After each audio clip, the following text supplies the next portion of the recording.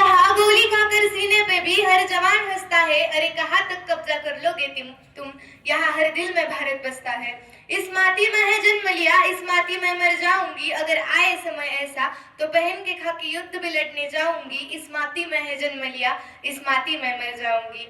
लोहे से सींचूंगी धरती, मैं सरपरोश बन जाऊंगी। देश प्रेम घोल दे सांसों में, मैं गीत वो जोश का गाऊंगी। इस माटी में है जन्म लिया, इस माटी में मर जाऊंगी। नमस्कार, सन्माननीय व्यासपीठ, वंदनीय गुरुजन वर्ग आणि येथे उपस्थित बालमित्र मैत्रिणींनो, आज प्रजासत्ताक दिनानिमित्त मी अंजली जगताप आपल्या समोर आपले काही विचार व्यक्त करू इच्छिते। आम्ही प्रचंड प्रगती केली। 15 ऑगस्ट 1947 रोजी आमचा भारत स्वतंत्र झाला। 26 जानेवारी 1950 ला आम्ही प्रजासत्ताक स्थापन केलं। 1956 ला राज्यांची विभागणी झाली, तर 62 ला आमच्यावरती आक्रमण झाली। ती चारही आक्रमण आम्ही परतावून लावली। 69 मध्ये बँकांचं राष्ट्रीयकरण झालं। 72 मध्ये काशीराम कोतवाल नावाचं नाटक रिलीज झालं आणि महाराष्ट्राच्या रंगभूमीने ते डोक्यावरती सुद्धा घेतलं। 75 मध्ये शोले चित्रपट रिलीज झाला। 82 मध्ये पृथ्वी क्षेपणास्त्राचा विकास झाला, तर 84 मध्ये मारुती उद्योग समूहाने जगाच्याही बाजारपेठेत नाव केलं। 91 मध्ये व्यापारीकरणाला चालना मिळाली, तर 93 मध्ये गॅट कराराचा स्वीकार केला। 2000 मध्ये आम्ही कॉम्प्युटरच्या बाबतीत जगाचेही बाप झालो। 2005 मध्ये प्रत्येकाच्या हातात माहितीचा अधिकार आला। 2007 ते 10 दरम्यान आम्ही प्रत्येकाच्या दारात नॅनो कार उभी होण्याची स्वप्ने पाहिली। 2015 मध्ये सर्जिकल स्ट्राईक सारखं मोठं आव्हान आपण पेललं। 2019 मध्ये आपण कोविड-19 ला सामोरं गेलो। एवढी प्रचंड प्रगती आपण केली आणि खरं तर आज आमच्या भारताला स्वातंत्र्य मिळून जवळजवळ 80 वर्ष पूर्ण होत आली। गेल्या 80 वर्षामध्ये विज्ञानानं खूप मोठी प्रगती केली। अगदी तेला तुपाचे दिवे गेले आणि ट्यूबलाईट आली, परंतु आमच्या डोक्यामध्ये मात्र अजूनही अंधारच आहे। का तर आम्हाला माहितीच नाही आम्ही कोणत्या देशामध्ये जन्माला आलो, आमची संस्कृती काय आहे, आमची परंपरा काय आहे। आमच्या हातामध्ये मोबाईल आले, पण आमचं बोलणं मात्र सुधारलं नाही। आमचे रस्ते सिमेंट कॉन्क्रीटचे झाले, पण आमचं चालणं मात्र सुधारलं नाही।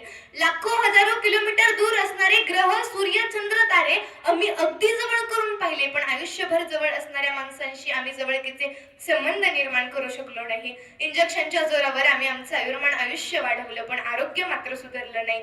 माणसाच्या बुद्धीची झेप एवढी झाली की त्याने ग्रह ताऱ्यांना प्रदक्षिणा घातली आणि दुसरीकडे त्याच्या संवेदनांनाच ग्रहण लागलं। विस्तार करून सांगायचं झालं तर माणूस माणसापासून दुरावला गेला।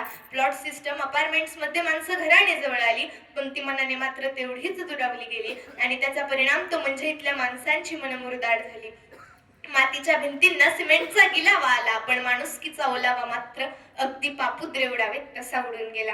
मग या सगळ्या गोष्टी जर आत्मसात करायच्या असतील तर आम्हाला स्वातंत्र्याचा नक्की अर्थ समजायला हवा। डॉक्टर एपीजे अब्दुल कलाम असं म्हणतात की मंजिलें उन्हीं को मिलती है जिनके सपनों में जान होती है, पंख होने से कुछ नहीं होता, हौसलों से उड़ान होती है, हौसलों से उड़ान होती है। मित्रांनो, डॉक्टर बाबासाहेब आंबेडकर ज्यावेळी शाळेमध्ये जायचे त्यावेळी त्यांना हिणवलं जायचं, त्यांच्या जातीमुळे त्यांचा तिरस्कार केला जायचा। ते लोक त्यांना रडवत होते, पण ते लोकांना घडवत होते। वर्गाच्या बाहेर बसून सुद्धा त्यांनी या देशाचं संविधान लिहिलं आणि ज्या दिवशी भारतानं ते संविधान स्वीकारलं तो दिवस म्हणजे आजचा दिवस, जो आपण प्रजासत्ताक दिन म्हणून साजरा करतो।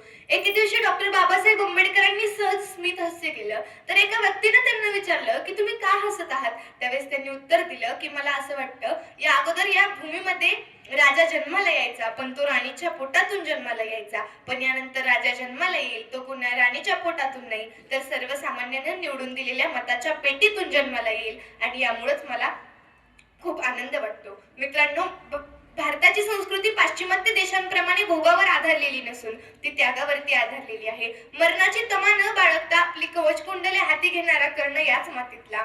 वैऱ्याच्या सुनेला आई म्हणून खणा नारळानं तिची ओटी भरणारे अखंड हिंदुस्थानाचे आराध्य दैवत आमचे शिवराय याच मातीतले।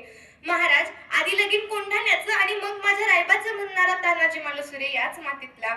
औरंगजेबाच्या संपत्तीला नाकारून मृत्यूला कवटाळणारा धर्मवीर धर्माभिमानी छत्रपती संभाजी महाराज याच मातीतले। एवढी महान परंपरा आमच्या भारत देशाला लाभली, पण आज मात्र या भारत देशामध्ये भावापेक्षा भोगाला, धर्मापेक्षा धनाला आणि स्नेहापेक्षा जास्त स्वार्थाला महत्त्व दिलं जातं।